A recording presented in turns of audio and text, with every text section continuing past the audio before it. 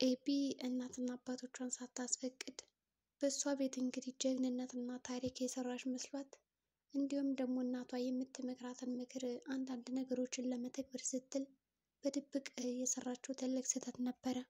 ይኸውልሽ ማሚ፣ እኔ ያላንቺ ፈቃድ የሆነ ነገር ሰርቻለሁ። ደግሞ ይህን ነገር ያልሽኝ አንቺ አይደለሽ? ምንም ነገር አሳኪ፣ በድብቅ የሚሆን በምንም ብቻ ያንን ነገር ሳታሳኪ ወይም ደግሞ የጀመርሽውን ነገር ሳትጨርሽ ወደ ኋላ መመለስ የለብሽም ብለሽ ነበረ። ታዲያ ያንን ነገርማ ከጀመርኩት በኋላ እንደዚሁ ሆኜልሻለሁ። ምን መሰለሽ? ይኸውልሽ የሁለቶችን እንግዲህ የናሙና ውጤት ወስጄ ዲኤንኤ አስመርምሬያለሁ የዳጣና አባቴን እትላታለች። በዚህም የተነሳ እንግዲህ ጥፊ ነበር የቀረዋት። አንቺ ማን አባሽ ስለሆንሽ ነው? ስለ ትዳርስ ምኑን አውቀሽው ነው? እኔ አንድም ቀን አስቤውና ጠርጥሬው የማላውቀውን ነገር ሄደሽ ይህንን ነገር የፈጸምሽ በማለት እንግዲህ በግራም በቀኝም ጥፊ ቀምሳለች። የደም እንባም አልቅሳለች። በሌላ በኩል እንግዲህ እባካችሁ ድረሱልኝ እያለች ኤቢ ለቅሷን ብትተረተርም ማንም ዘወር ብሎ ሊሰማት አልቻለም። የባስ ብላ እንግዲህ ናታን በማለት ነበር የተጣራችው። በእርግጥ ይህንን ዲኤንኤ ምርመራ ለማስመርመር የረዳት አንድ ወጣት ነበረ። ይህም እንግዲህ እወድሻለሁ፣ አፈቅርሻለሁ የሚላት ሰው፣ ነገር ግን እሷ የማትፈልገው ሰው ስለሆነ ከእሱም የተወሰነ ገንዘብ ከተበደረች በኋላ ያንን የምርመራ ውጤት እንዲያመጣላትና እውነቱ እንዲታወቅ አድርገዋለች። ዳጣ ለብዙ ጊዜ እንግዲህ ሰው የናፈቃት ቢሆንም ስልካቸውን ይዘው ሳሎን ላይ ሁላቸውም እያንዳንዳቸው ሲጠቀጥቁ ስታይ እረ እኔ ኪድዬን ይጨቀጭቀኛል ወይም ደግሞ ይጨንቀኛል። ምንድነው ሁላችሁም ከስልክ ላይ የተተከላችሁ? እስኪ ይህንን ስልክ አስቀምጦና ብታናገሩኝ የተሻለ ነው። ደግሞ ከስልክ ምን ልትጠቀሙ ነው? በማለት እነዚህ ውሃና ናታን ቁጭ ብለው በነበረበት ሰዓት እሷን መጫወት ማውራት ነው የናፈቃት። ይሁን እንጂ ማንም ሊረዳት አልቻለም የእሷን ሀሳብ። ናታንም በስልኩ ስራውን እየሰራ ነው። ያችው ውሃ እንደሆነች ልክ እንደ ስሟ ውሃ ከመሆኑ አንጻር ከመጫወትና አንዳንድ ነገሮችን ከመናገር ውጭ ምንም የምትናገረው ነገር የለም። ዳጣ በመጨረሻም እንግዲህ ከፍት ይላትና እኔም ብለህ ናታን እንደው እኔ ስታይ ምን መሆን ይመስልሃል? ትለዋለች። እንዴ እስካሁን አታውቂም እንዴ ነገር በማለት መለሰላት። ምንም አውቀው ነገር የለኝም። ታዲያ ለሱ እኮ ነው የምጠይቅህ አለችው። እሺ ይሄ ጥያቄ እኮ በጣም ቀላል ነው። ሲጀምር ውሃ ራሱ ብትጠይቃት የምትመልሰው ነው ይላታል። እሺ ውሃ ምን ነበረ በማለት ለእሷ ትጠይቃለች። ውሃ እንግዲህ እኔ መሆን የምፈልገው ሰው ነው በማለት መለሰች። ሰው እንግዲህ ሰውን ምንድነሽ? ሰው አይደለሽም እንዴ በማለት መለሰችላት። በሌላ በኩል እንግዲህ የውሃ ጓደኛ የቤት ስራ አለንና ዳጣ እባክሽ ዘሬልን እያለቻት ሂሳብ እንግዲህ እንድትሰራላት እያደረገች ነበረ። በዚህም የተነሳ ጨዋታ እንጫወታለን፣ እየተሸነፈ የምፈልገውን ነገር እቀጠዋለሁ፣ እኔም ብሸነፍ እንደዛው። ስለዚህ መጀመሪያ ጨዋታውን እንጫወት ይሉና ይጫወታሉ። አንድ ሁለት በመያዝ እንግዲህ ቁጥር የደረሰው ተሎ ሊቀጣ ነው። ይሁን እንጂ እነሱ ተቀጥተዋል፣ ቤት እንዲወለውሉ ተደረጉ። ነገር ግን በጣም ሕፃን ስለሆኑና ቁመታቸው ስላደገ ብቻ ምንም ቤት አጸዳድ የሚባል ነገር አያውቁበትም። እኔ ግን በጣም ፈርቼ ነበር። ምናልባት እንግዲህ ያቺ ወይዘሮ የቤቱን እመቤት ከመጣችና ካየቻቸው ጭራሽ ደግሞ እንደዚህ ከሶፋዬ ላይ እየዘለልሽ በዛ ላይ ደግሞ ልጆቹን ለምንድን ነው የምታስጸጃቸው ማለት በጥፊ የምታቃጠላት መስሎኝ ነበር። ግን ይሄ ሊሆን አልቻለም። ደግነቱ አላየቻቸውም። በሌላ በኩል እንግዲህ ያቺ በጣም የዋህ የሆነችው ሰላም መታ ምን እያስደረግሻቸው ነው በማለት ነበር የጠየቀቻት። ያው ጌም እየተጫወትን ነው፣ ከተጫወትን በኋላ የተሸነፈ ደግሞ ይህን ነገር ያደርጋል በማድረግ መለሰች። ይሁን እንጂ እነዚህ እኮ ሰነፍ ናቸው፣ ልክ እንዳንቺ አይደሉም፣ ስራ የሚሰሩ አይደሉም። በቀጣይ ግን ይህን ማድረግ የለብሽም በማለት መክራት እንድትተው አድርጋ ጥላት ሄደች። አቶ ደረጀም እንግዲህ ወደ ናታን ክፍል በማምራት የምፈልገው መጽሐፍ ነበረኝ እና ልትሰጠኝ ትችላለህ በማለት ጠየቀው። ናታንም ምን አይነት ነው በማለት ጠየቀው። የራሱን መጽሐፎች እንግዲህ አገላጦ ከወለወለና ከጠራረገ በኋላ ቁጭ ነበር ያለው። በጣም አንድ ባለ ታሪክ የሚወደው መጽሐፍ ነበረ። እሱ የለም? አይ እሱ ለጓደኛዬ ሰጥቼዋለሁ እና የለም፣ ከፈለግከው ግን አመጣልሃለሁ በማለት ያናግረዋል። ይኸውልህ ልጅ አንተ በጣም መልካም እና ወጣት ሰው ነህ። በዛ ላይ ጎበዝ ተማሪ። ወላጆች ደግሞ በልጆቻቸው መደሰት ይፈልጋሉ። አባትህንም ሆነ እናትህን ማስከፋት የለብህም በማለት መከረው። እና እባክህን ይቺ ውሃ የምትባለው ልጅ ተንከባከብልኝ፣ ስርዓት ይኑራት።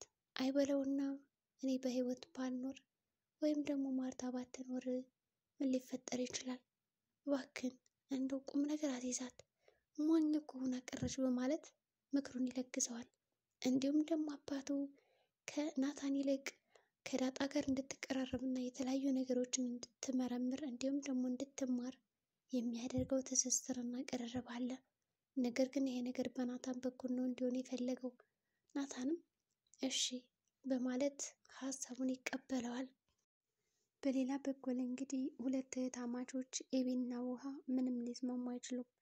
እናታቸውን ባዩ ቁጥር እንዲሁም ደግሞ ቁጭ ብለው ተራ በተራ ከእናታቸው ጋር ልክ እንደ ሕፃንነታቸው በእናታቸው እጅ መደባበስ ይፈልጋሉ። ነገር ግን እናታቸው እንዲህ ዘወር በሉልኝ፣ ምን እየሰራችሁ ነው እናንተ ልጆች? ሕፃናት ትሆኑብኝ ተነሱ በማለት እንግዲህ ለማነጋገር ትሞክራለች። ይሁን እንጂ እነዚህ ሁለት እህትማማቾች በጣም ስለምወድሽ ነው በመባባል እንግዲህ በጥፊ ይደባደባሉ ፊት ለፊት። እረ እናንተ ሰዎች መቼ ነው ግን ከፍ ልትሉ የምትችሉት? እስኪ ባካችሁ አቁሙ ይህንን ድብድብ በማለት እናትም ዝም እንዲሉ ታደርጋቸዋለች። ነገር ግን እነሱ ምንም በቃ የሚያስተውሉ እንዲሁም ደግሞ ጸጥ የሚሉ ሰው አልነበሩም። አሁንም ቢሆን ይደባደባሉ። አሁንስ የሰለቸኝ እናንተ ጭቅጭቅ ነው፣ ከዚህ ቤት አልምጣ እንዴ በማለት እንግዲህ ብድግ ብላ የምትሰራውን ስራ ትታ ወደ መኝታ ክፍሏ ነበር ያመራችው። መኝታ ክፍሏ ሄዳም እንግዲህ ቁጭ ብላ በላፕቶቧ የምትሰራውን አንዳንድ ነገር እያንቀሳቀሰች እያለ ነበረ በዚህ ቅጽበት ኤቢ ወደ መኝታ ክፍሏ ሄዳ ውጤቱን ለማሳወቅ የፈለገችው። ነገር ግን ከዛ ቀደም ብሎ ዳጣ እንግዲህ ፀጉሯን ለመሰራት እየሞከረች እንዲሁም ደግሞ ከታጠበችም በኋላ ያበጠረችበትን ማበጠሪያ እኔ የምልሽ ዳጣ ይህ ማበጠሪያ መውሰድ እፈልጋለሁ ላበጥርበት በማለት እንግዲህ አስመስላና አስመሳይ ሆነ ነበር የቀረበቻት። ዳጣ እኔ በጣም ነው የምወደሽ ኤቢ፣ የምርሽን? ችግር የለም ደስ ካለሽማ ውሰጂው ትላታለች።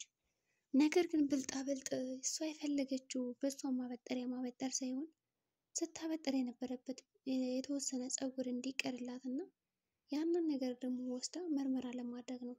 ወዲያውኑም እንግዲህ እንደምትወዳት ካስመሰለችም በኋላ ያን የቀረ ፀጉር ይዛ ውጠት ትላለች። ከወጣችም በኋላ እንግዲህ የአባቷንም ይዘው ስለነበረ ወደ ቀጥ ብላ ወደ ጓደኛዋ ነበር የደወለችው።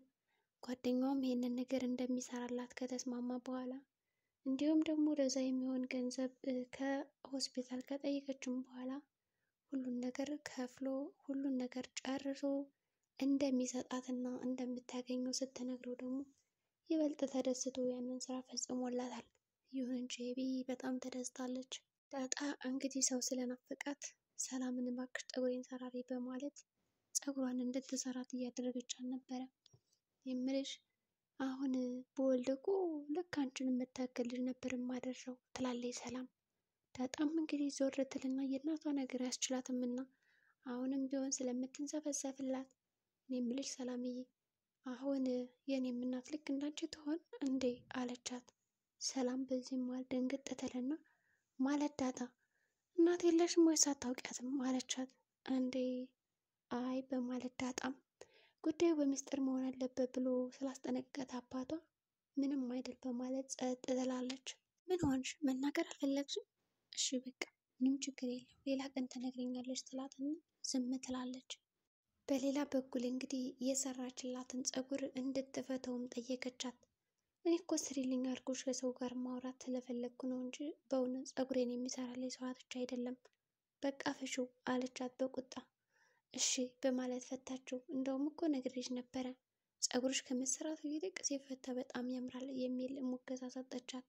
ለማንኛውም እንግዲህ ወደ ውስጥ ገባችና መጫወት ጀመረች። ልክ እንደ ህፃኖች ሆነ እንግዲህ ከህፃናቶች ጋር ተጫውታ ስላልጠገበች እንዲሁም ደግሞ ከየቷ ጋር ጥሩ ጊዜ ማሳለፍ ስለምትፈልግ መጫወቱን ቀጥለዋለች። ኤቢም ተደስታለች። መንገድ ላይ እንግዲህ ናታንን ካገኘችው በኋላ እንዲጋብዛትም ጠየቀችው። አልጋብዝሽም ቢላትም እንግዲህ እሷ አስገደደችው እና ወደ ካፌ ሄዱ። ካፌ ከሄዱ በኋላ ዛሬ በጣም ደስ የሚል ሰርፕራይዝ አለኝ፣ ሲጀመር ነግሬ ነበረ ልጅቷ ፍቅረኛ አላት፣ የሆነ ጓደኛ አላት፣ አትሆንም እና ደግሞ አሁን ሚስጥር አለ፣ ጉድ ነው የሚፈላ ብታይ፣ የሆነ የሰራሁት ነገር አለ ትለዋለች። እሱም ምንድን ነው ይላታል። እሱን አልነግርህም በኋላ እትልና እንግዲህ ለእናቷ ነበር የነገረቻት። ምርመራ ውጤቱ ግን ምን ሊሆን ይችላል? በመጨረሻም እንግዲህ የምርመራ ውጤቱን አምጥታ ለእናቷ አሳይታታለች። እናቷን በብስጭት እንግዲህ ተነስታ ነበር የደበደበቻት። ነገር ግን ወረቀቱን የከፈተችው አልነበረም። ሁሉም ተደናግጠዋል። ይህ ዲኤንኤ ምርመራ ያረጋግጣል ወይስ ደግሞ አያረጋግጥም? በቀጣይ ቪዲዮ የምናየው ይሆናል። እስከዚያው መልካም ጊዜ ይሆንላችሁ።